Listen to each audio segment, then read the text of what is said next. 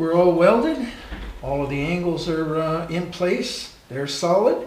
And everything is fairly well lined up. You can see the nice straight lines there.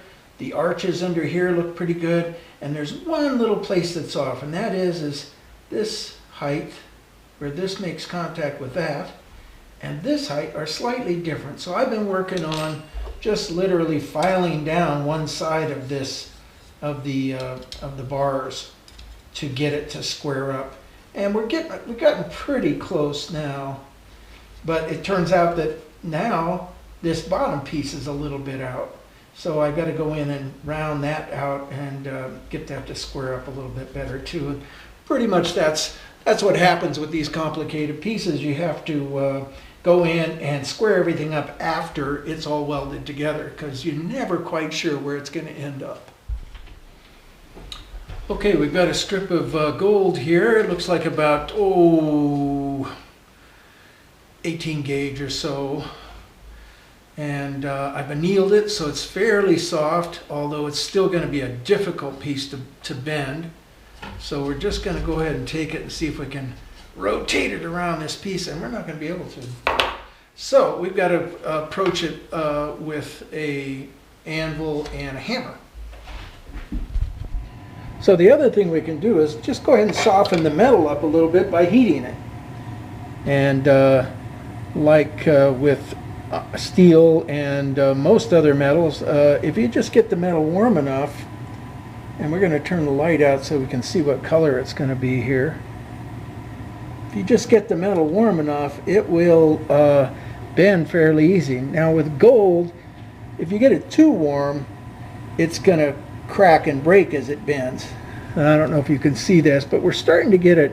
We're probably up at about 800, 900 degrees right now. We're just going to let it sit there for a second. Okay, we've got a reasonable bend started there. Now we'll take it over to the anvil and finish off the bend. So we want to go ahead and notice how that we've got the bend started, but we want to go ahead and finish that bend off. So a leather mallet and the anvil with a mandrel,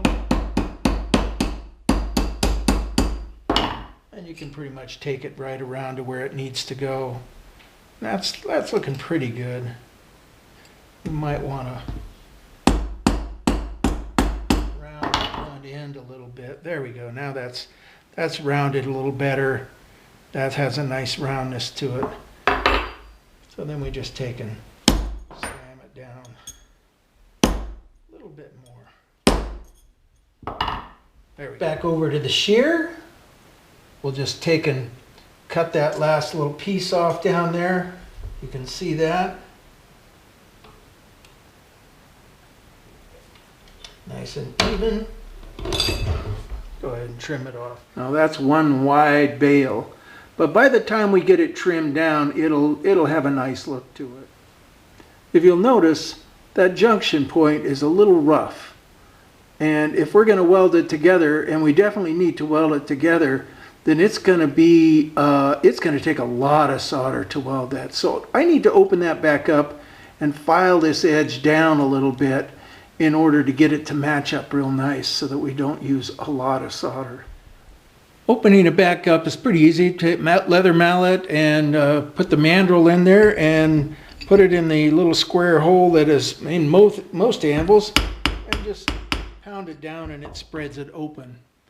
You can see the opening. Then basically we just take a barrette file and go ahead and file that in. Okay, we got the edge nice and filed down, and it's gonna match up a lot better now when we close that up. So now just basically take the leather mallet and close her back up again.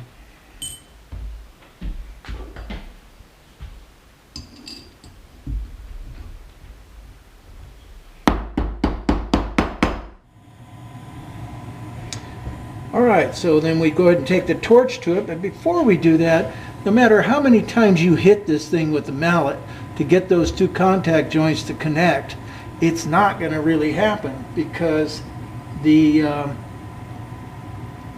always a little spring back. So what you have to do is come in just when you get it hot enough, and put a little pressure on it.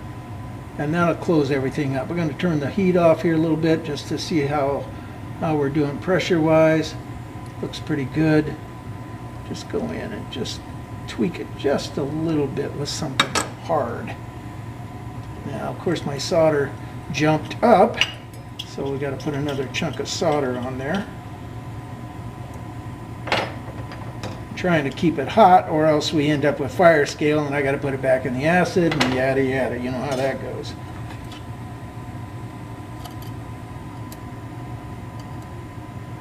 Let's see if we can just drop that solder chip in there and get this baby to take.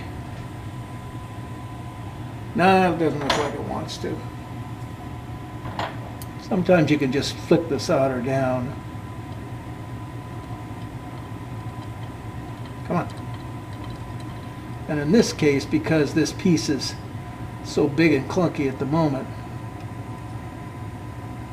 it looks like maybe we've got some. But then we've also messed it up a little bit too. Since we've got this incredibly wide bale, and I'm going to get rid of most of it, so I'd say probably the better thing to do would be to come in with the saw and go ahead and saw the basic, or the main parts of the bale out, and then we can come in and create the radius later.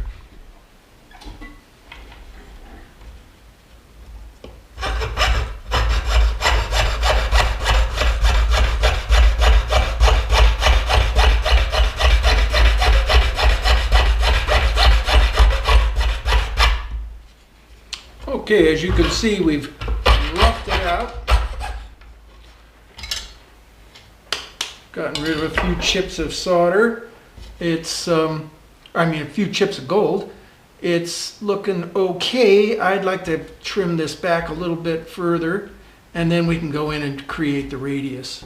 Back to the radius grinder. Put the piece on the grinder, and then spend the next 5-10 minutes grinding. It's pretty well set up here. It's sitting in place, and at some point or another we'll go ahead and figure out how to hook it up, because it isn't quite connecting the way I want it to.